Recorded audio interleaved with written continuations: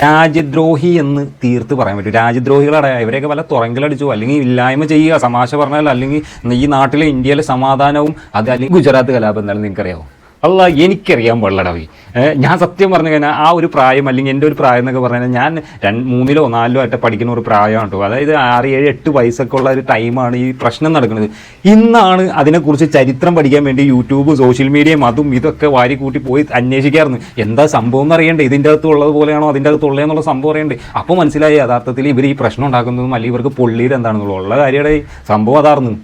ഇപ്പോൾ മനസ്സിലായി ഏകദേശം. ഈ ജനറേഷനിലുള്ളവർക്കും എൻ്റെ ജനറേഷനിലുള്ളവർക്ക് അറിയാം, അതിൻ്റെ താഴെയുള്ളവർക്ക് ഇപ്പോൾ മനസ്സിലായി. അതായത് സ്വന്തം കുഴിയാണ് തോണ്ടിയിട്ട് അതിൻ്റെ അകത്തേക്ക് എടുത്ത് ചാടിയിട്ട് മണ്ണിട്ടാണ്ട് മൂടിയിട്ട് ഒരു കല്ലും വെച്ച് സ്വസ്ഥമായിട്ട് കിടക്കുന്ന ഒരവസ്ഥ. ഇനിയിപ്പോൾ പടം നിങ്ങൾ വേണ്ടാന്ന് വെച്ച് ആ പടം ബാൻ ചെയ്ത് എന്തൊക്കെ ചെയ്തിട്ട് എന്താ കാര്യം? നാറി, സത്യം പറഞ്ഞ നാറി. ഒരു വീഡിയോ ഒക്കെ വന്നിട്ട് അതിൽ നമ്മുടെ പ്രധാനമന്ത്രിയുടെ പേര് വരെ ഉന്നയിച്ചുകൊണ്ട് കാര്യങ്ങൾ കലാപത്തിന് വേണ്ടിയുള്ള ആ പുള്ളി പറയണ കേൾക്കാൻ പറ്റില്ല. ഇതിൽ കൂടുതൽ എന്താ നാറണം നമ്മളിനി? ഇതിൽ കൂടുതൽ നിങ്ങൾ എന്താ നാറണല്ലോ ഇനി?